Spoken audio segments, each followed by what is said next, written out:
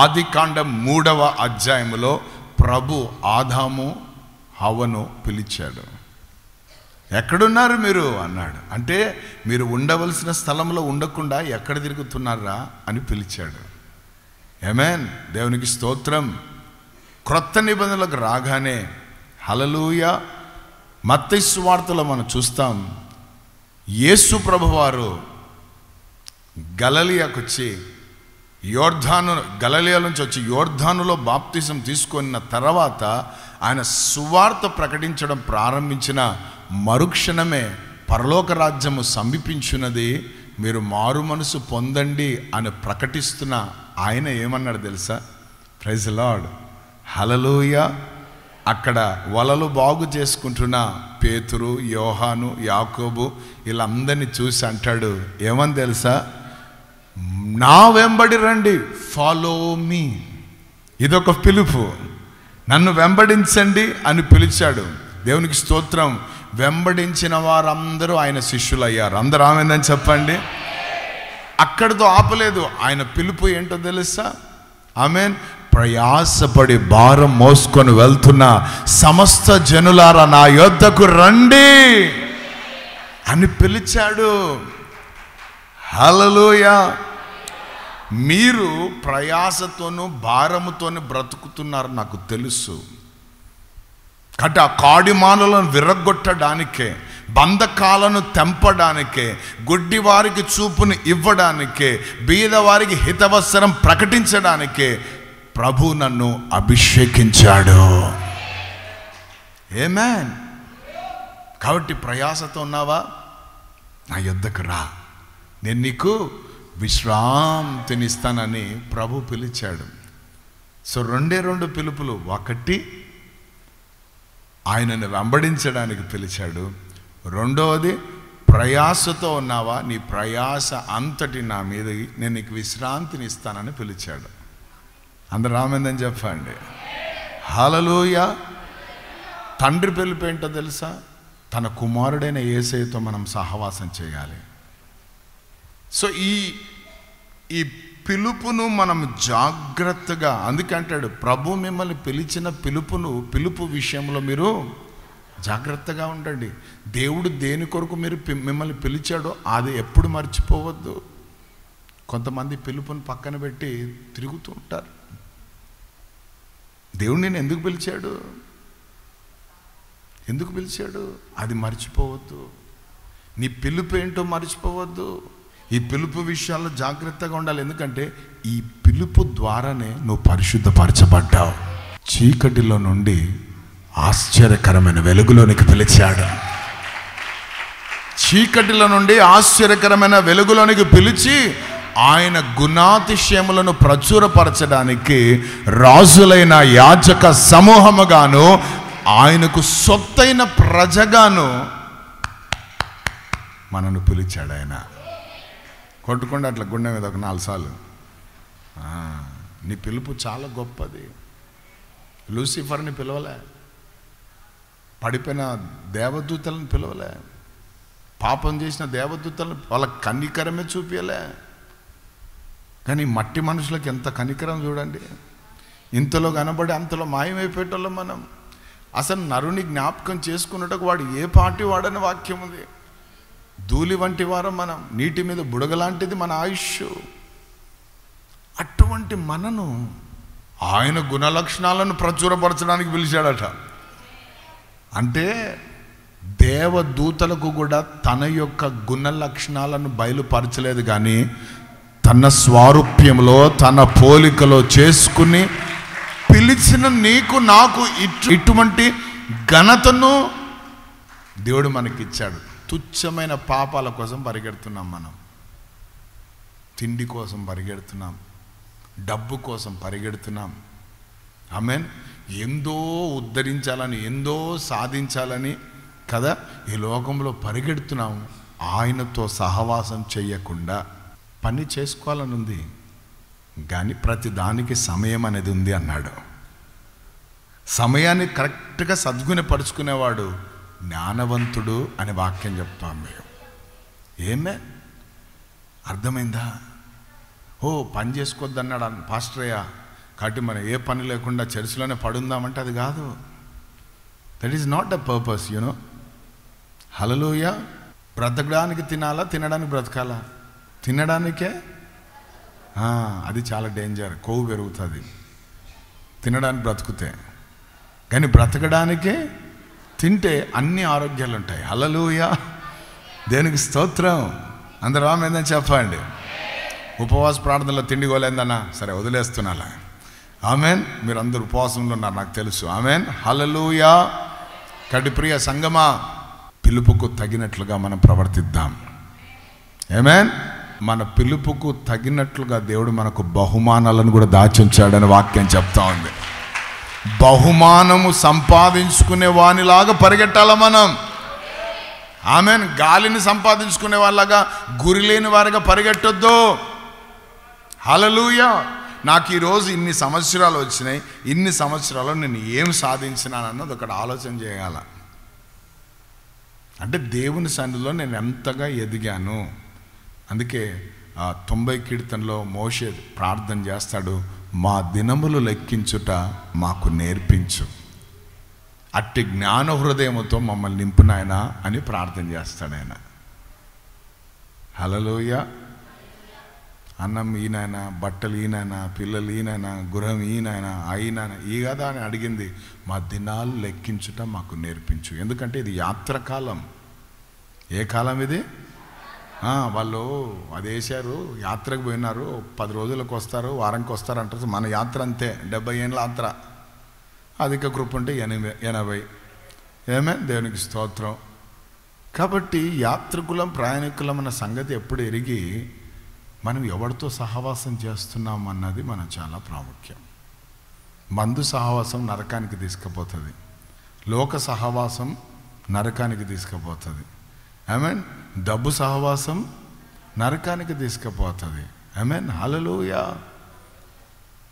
దేవుని కంటే దేన్ని ఎక్కువ ప్రేమించినా ఆ సహవాసం. కాబట్టి మన పిలుపుకు తగ్గినట్లుగా మనం ప్రవర్తించాలి.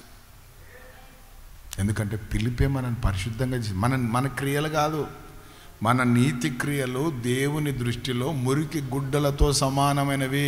నువ్వు 5 గంటలు ప్రార్థన చేసినా, 100 గంటలు ప్రార్థన చేసినా అది మురికి గుడ్డనే ఆయన ముందు. అర్థమైందా? ఆయన పిలిపే. హల్లెలూయా. శూన్యంలోనే నిన్ను చూశాడు దేవుడు. సమస్తము చేయకముందే భరత్ కుమార్ అన్నాడు, నీ పేరు చెప్పుకో. ఆమేన్. అన్ని చేసినాక నన్ను తెచ్చాడు భూమి మీదకి. అదే ఆయన విధానం. అంటే అన్ని ఆశీర్వాదాలు ఆల్రెడీ మనం ఆశీర్వదించబడ్డాం. ఇప్పుడు మళ్ళీ సపరేట్ ఆశీర్వాద కొడుకు అవసరంలే. We are blessed man. ఇచ్చిన ఆశీర్వాదాన్ని బట్టి దేవునికి వందనాలు చెప్తున్నాం అంతే.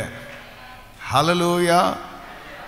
మార్గాలన్నీ మూయబడి ఉంటాయి, మన కళ్ళ ముందు అంతా మూతలు ఉంటాయి. నీవు అడుగు పెట్టడమే ఆలస్యం, ఆటోమేటిక్గా అన్ని తెరుచుకోవడం ప్రారంభమవుతాయి. ఎందుకంటే జగత్కి ముందే, ఏర్పరచక ముందే దేవుడు మనల్ని పిలుచుకున్నాడు. దేంతో? ఆయన పిలుపుతో.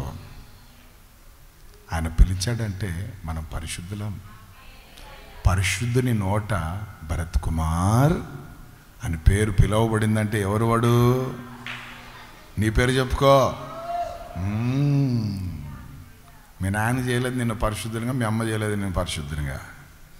ఆమెన్. మనమంతా జన్మ కర్మ పాపులం. ఆమెన్. జన్మ నుండే పాపులం, కర్మ చేసుకొని పాపులం అయినాం. కర్మ అంటే చేసిన దానికి భరించడమే కర్మ. సో యాక్చువల్గా మన కులమే పాప కులం. ఏ కులం? మన కులం పేరు ఏం పేరు? ఏం కులం అన్నా? అన్నిటికంటే ప్లాప్ కులం. అది పెద్ద కులం కాదు, అన్నిటికంటే ప్లాప్ కులం, పాప కులం. ఆ పాప కులములో ఉన్న మనను జగతికి పునాది వేయబడక ముందే ప్రభు తన పిలుపుతో మనల్ని స్థిరపరిచాడు. ఏమని పిలిచాడు తెలుసా? ఒరే పాప కులంలో ఉన్న మీరు, ఆ చీకట్లో ఉన్న మీరు యాజకులంలోకి రండ్రా బయటికి అని పిలిచాడు. హల్లెలూయా. ఆమేన్. అందుకే పరిశుద్ధుల ప్రార్థనలు పరలోకంలో ఆయన సింహాసనం ఎదుట ఉన్నవి. కారణం ఏంటంటే మనం యాజకులం. మన కులం ఏంది? పక్కనోడితో చెప్పు, నీ కులమా యాజకులం అని. అన్న ఎస్యా బీసీయా ఓసియా ఏం లేవు అవి. ఆమెన్. యాజకులం అంతే. హల్లెలూయా. పేరు పెట్టి పిలిచాడంటే పరిశుద్ధం అయిపోయినాం. అది అనుకుంటుంటేనే ఏమో జరుగుతుంది లోపల. ఆమేన్. హల్లెలూయా. పేరుతో నేను పిలువబడ్డాను, ఈరోజు నిలబడ్డాను. సో మీరు కూడా పేరుతోనే పిలువబడ్డారు. పిలిచాడు, పిలుపు ఉంది మన మీద.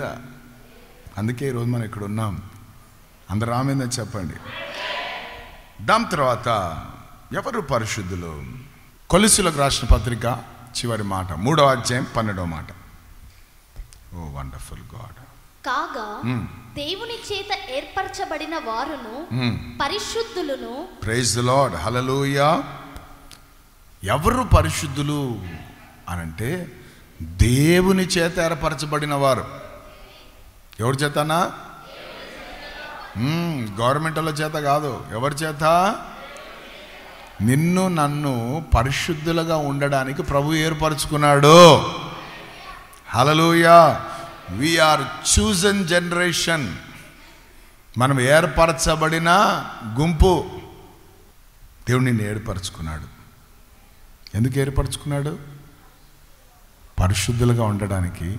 పరిశుద్ధులమైన నువ్వు ఆయన గుణాతిశయములను ప్రచురపరచుకోవడానికి ఏర్పరచుకున్నాడు. ఏర్పరచుకున్నావు. అన్న నాకు ఎవ్వరు లేరన్నా, ఎవ్వరు పట్టించుకోరన్నా. నాయన పట్టించుకోడు, అమ్మ పట్టించుకోడు, భర్త పట్టించుకోడు, పిల్లడు పట్టించుకోడు, ఎవ్వడు పట్టించుకోడు. ఎవ్వడు పట్టించుకోకున్నా నువ్వు ఏర్పరచబడినవి. అత్యున్నత సింహాసనం మీద ఉన్న తండ్రి పట్టించుకుంటున్నాడు. ఆయన కుమారుడైన యేసు పట్టించుకుంటున్నాడు. భూమి మీద సంచరిస్తున్న పరిశుద్ధాత్ముడు పట్టించుకుంటున్నాడు. దేవదూతలందరూ పట్టించుకుంటున్నారు. ఆ బృందం అంతా నీ వైపే తొంగి చూస్తున్నారు. ఇంకెవరు కావాలా? ఆయన నోట చెప్పిన మాట చెవులు గలవారా విందురుగాక, నేను మిమ్మల్ని అనాథలుగా విడిచిపెట్టను అన్నాడు. అంటే దీని అర్థం ఏంటంటే మీరు అనాథలు కాదు. ఎవరు నన్ను చేయి విడచినా. హల్లెలూయా. చెయ్యి. ఎందుకు? నువ్వు ఏర్పరచబడ్డావు. ఆమేన్. అప్పుడప్పుడు పాపం చేయడానికి పోయేటప్పుడు యేసయ్యా నువ్వు ఇక్కడ ఉండి నేను పోయి వస్తా, కొంచెం నాకు పని ఉంది, శరీరం ఏమేమంటుంది అని ఆయనను పక్కన పెట్టిపోతావు. విచిత్రం ఏంటంటే కొన్నిసార్లు ఆయనను కూడా తీసుకుపోతావు అక్కడికి. కూర్చో ప్రభా, 7:30కి సీరియల్ స్టార్ట్ అవుతుంది, చూద్దాం. అవును,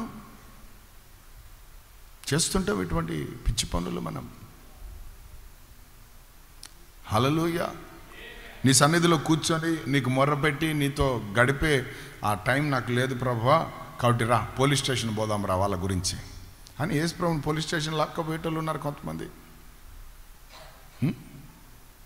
కోర్టుకు లాక్కపోయేటోళ్ళు ఉన్నారు కొంతమంది.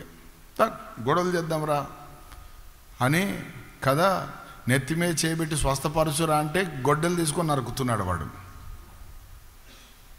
ఆమె ఏమైనా తక్కువనా చెప్పులు పట్టుకొని కొడుతుంది వాళ్ళని. దుమ్మెత్తి పోస్తూ ఉన్నారు. ఏ చేతులు అవి? నా నామమందు విశ్వాసం ఉంచిన వారు రోగుల మీద చేతులు పెడితే వారు స్వస్థపరచబడతారంటే నువ్వు ఈ చేతులతో ఏం చేస్తున్నానైనా గాయపరుస్తున్నావు. కరెక్టేనా? లంచాలు ఇస్తున్నావు, తీసుకుంటున్నావు, అవి ఇవి పట్టుకుంటున్నావు. అవునా కదా? హల్లెలూయా. సో ఇది మనం ఎప్పుడు గుర్తుపెట్టుకోవాలి, నేను పరిశుద్ధుని. అతి పరిశుద్ధుడా స్తుతి నైవేద్యము అంటూ మనం పాడితే దేవుడు ఆనందిస్తూ ఉంటాడు అనుకుంటాం, కానీ డబుల్ ఆనందం చెప్తా. నువ్వు నిలబడినప్పుడు, నిన్ను చూసినప్పుడు చీకటి శక్తులు చెప్పాలి నీవు దేవుని పరిశుద్ధుడవు అని. అప్పుడు సేమ్ ఇవే అక్కడ కొడతారు దేవదూతలు. ఆ రేంజ్కి పోవాలి మన భక్తి. 2025లో దయ్యాలు చూసి ఏమనగాల? ఆమేన్. సర్వోన్నతుడైన దేవుని సేవకులు భూమిని, ఆకాశములు, భూమిని తలక్రిందులు చేసే దేవుని పరిశుద్ధ సమూహం ఇక్కడ ఉంది అని చెప్పాలా? దేవుని నామానికి మహిమ కలుగును గాక. హల్లెలూయా, ఆమేన్. ఎందుకంటే మనకు ఇచ్చిన పేరు అది పరిశుద్ధత. ఆమేన్. పరిశుద్ధతనే మనకు శ్వాస, పరిశుద్ధతనే ఇంకంత కూడా. ఎందుకంటే మనం ఏర్పరచబడిన వారం, ఒక పరిశుద్ధమైన సమూహముగా, ఒక రాజ్యముగా తండ్రి మనం చేసుకున్నాడు. తన ప్రియ కుమారుడైన యేసుక్రీస్తు ద్వారా ఒక రాజ్యం సంపాదించి పెట్టడానికి వచ్చాడు యేసయ్య.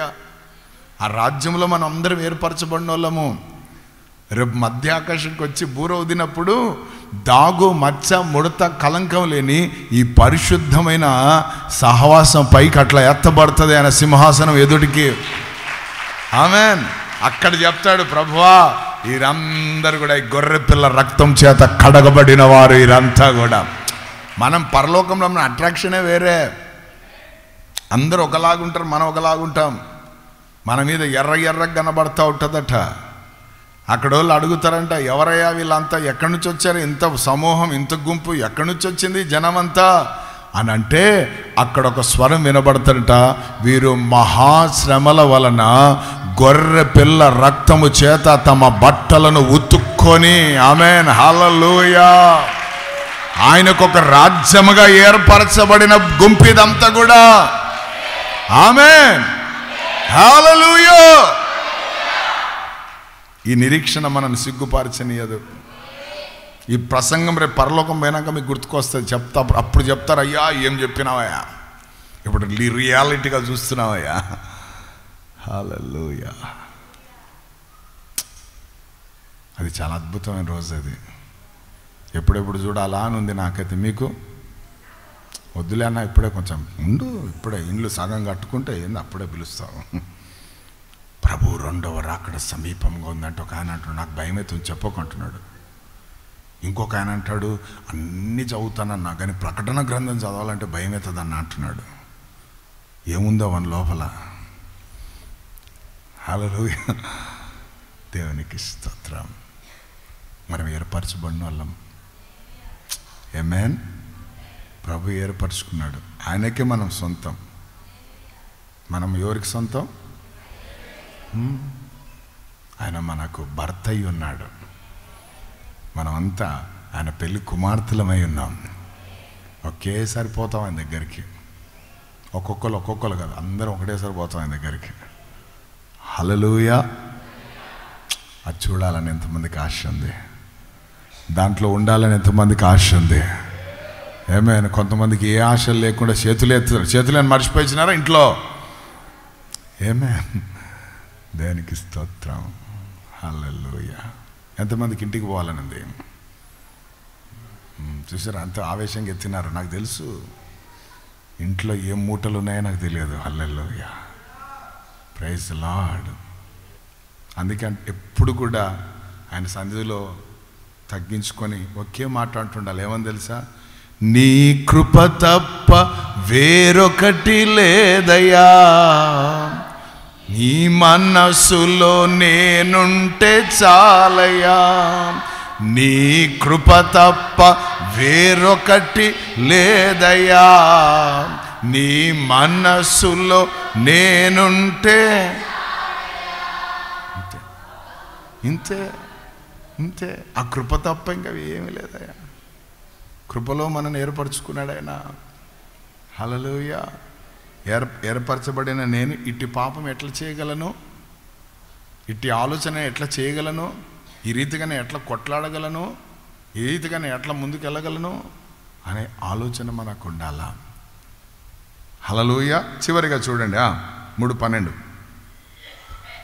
కాగా దేవుని చేత ఏర్పరచబడిన వారును పరిశుద్ధులను ప్రియులైన వారికి తగినట్లు మీరు జాలిగల పరిశుద్ధులను ప్రియమైన వారికి తగినట్లు.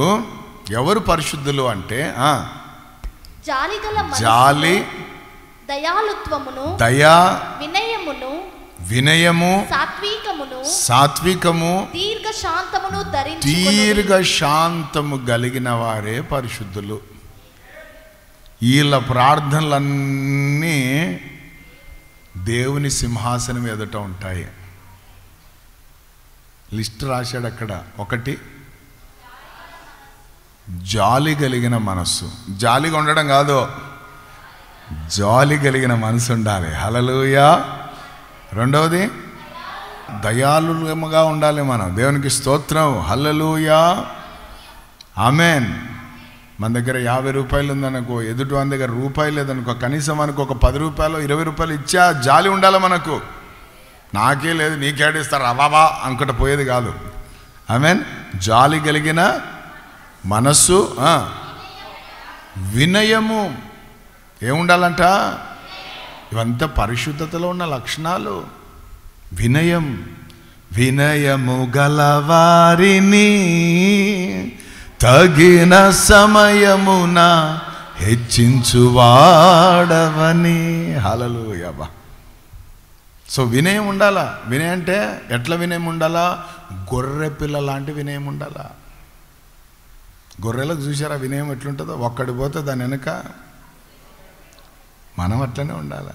కసాయి వాడు కత్తి ఎత్తుకొని కొడుతున్నా ఎట్లుంటుంది? ఏరా కత్తి ఎత్తినావు బాబు అనేది. ఏమేన్ అంతే మౌనంగా ఉంటాయి. అది వినయం. అది ఎక్కడ చూస్తాం? యేసయ్యలో చూస్తాం. ఆమేన్.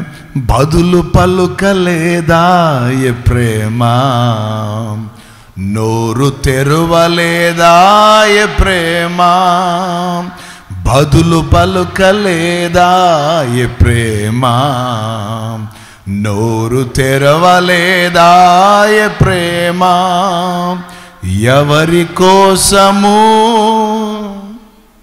ఇది నీ కోసమే, ఇది నా కోసమే, సిలువలో యాత్ర. ఏదో పాస్టర్ మెల్లగా పాడుతున్నాను, గట్టిగా పాడదామని ఎప్పుడు అనుకోరు. ఆయన కంటే ఇంకా తక్కువ పాడదామని చూస్తారు. ఆమెన్. హల్లెలూయా. సరే, కాబట్టి వినయం ఉండాలి. పరిశుద్ధత అంటే ప్రైజ్ గాడ్. ఒకటి, జాలి కలిగిన మనస్సు. రెండవది దయాళుత్వం. మూడవది వినయం. సాత్వికం అంటే తగ్గింపు, తగ్గింపు, తగ్గింపు, తగ్గింపు, తగ్గింపు. తన్ను తాను తగ్గించుకునేవాడు, తన్ను తాను తగ్గించుకునేవాడు, తన్ను తాను తగ్గించుకునేవాడు. తగ్గింపు. శాంతం కాదంటామా? దీర్ఘశాంతం అంటే కుడి చెంప పటాన్ని పీకితే ప్లీజ్ కమ్, అది దీర్ఘశాంతం. ఉందా? చెప్పాలా? హల్లెలూయా. ప్రార్థన పైకి పోవాలంటే ఈ లక్షణాలన్నీ ఉండాలా. అంతే తప్ప ఊరికొచ్చి ప్రార్థనలు కూర్చున్నావా? ఆమెన్ ఆయన చేస్తుంటే మేము ఆమెన్ ఆమెన్ అంటున్నాం, పాయింట్ అయ్యలే పైకి అనుకుంటే అది పొరపాటు.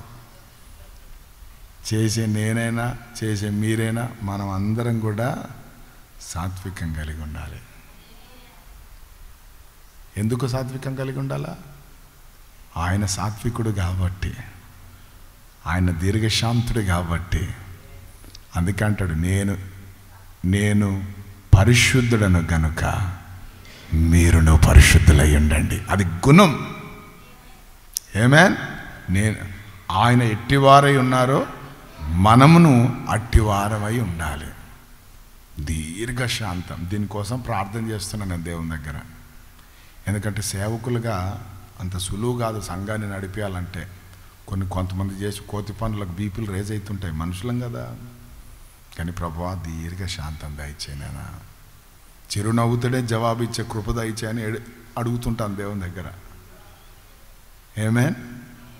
అంత దెబ్బలు పడుతుంటే, అంతమంది ఉమ్మేస్తుంటే, అంతమంది రాళ్ళతో కొడుతుంటే, అంతమంది అన్ని రకాలుగా ఆయనను హేళన చేస్తుంటే, గేలి చేస్తుంటే, ఇన్ని మాటలు అనిపించుకుంటా వాళ్ళందరి వైపు చూసి అంటాడు, తండ్రి వీరేమి చేయుచున్నారో వీరు ఎరగను గనుక వీరిని క్షమించండి. వచ్చిన వాళ్ళనందరినీ క్షమించేశాడు. రెండవది, పక్కన కుడి పక్కన ఒకడు, ఎడం పక్కన ఒకడు ఉన్నాడు, ఇద్దరున్నారు. వీళ్ళు సామాన్యులు కాదు. ఒకడు ఏమంటాడు, నువ్వు నిజంగా దేవుని కుమారుడైతే నిన్ను నువ్వు రక్షించుకో, మమ్మల్ని కూడా రక్షించాయా, ఇదేంది ఇది అని వాడంటే, ఈడంటాడు, మనం చేసిన దానికి మనం శిక్ష అనుభవిస్తున్నావా, కానీ ఆయనలో ఏ దోషము లేదు, ఏ పాపము లేదు, కానీ అమాయకంగా కదా అనవసరంగా ఆయన శిక్షను అనుభవిస్తున్నాడు అంటూ యేసు వైపు చూసి అంటాడు, నీవు నీ రాజ్యంతో వచ్చినప్పుడు నన్ను జ్ఞాపకం చేసుకోవా అంటాడు. ఆమేన్, హల్లెలూయా. యేసుప్రభు వెంటనే ఏమన్నాడు, ఇటువంటి మారు మనసు కలిగినోడు కావాలరా నాకు అని చెప్పి వాడిని చూసి అన్నాడు, నేడు నువ్వు నాతో కూడా అంటే నేను వెనక కాదు నా పక్కనే పెట్టుకొని తీసుకోపోతా పరదేశికి అన్నాడు. దేవునికి స్తోత్రం. ఏం సంపాదించుకున్నాడు వాడు పరదేశి, హల్లెలూయా. దేవునికి స్తోత్రం. సాత్వికం వెంటనే పరలోకం పెట్టాడు చేస్తుంది. ఇటు పక్కనోడు గర్వి వాని గర్వం వాడిని అంచేసింది, అక్కడే తగ్గించింది. దేవునికి స్తోత్రం, హల్లెలూయా. దేవుని నామానికి మహిమ కలుగును గాక. సో ఎప్పుడు కూడా మనం సాత్వికంగా బ్రతకడం, దీర్ఘశాంతంగా జీవించడం మనం నేర్చుకోవాలి. అంతే కదమ్మా, ఇంకేమైనా ఉన్నాయా? దేవునికి స్తోత్రం. సో అట్టి కృపతో దేవుడు మన అందరినీ నింపును గాక. ప్రార్థన చేసుకుందాం. పరిశుద్ధుడా, ప్రేమ కలిగిన మా గొప్ప తండ్రి, మీకు వందనాలు.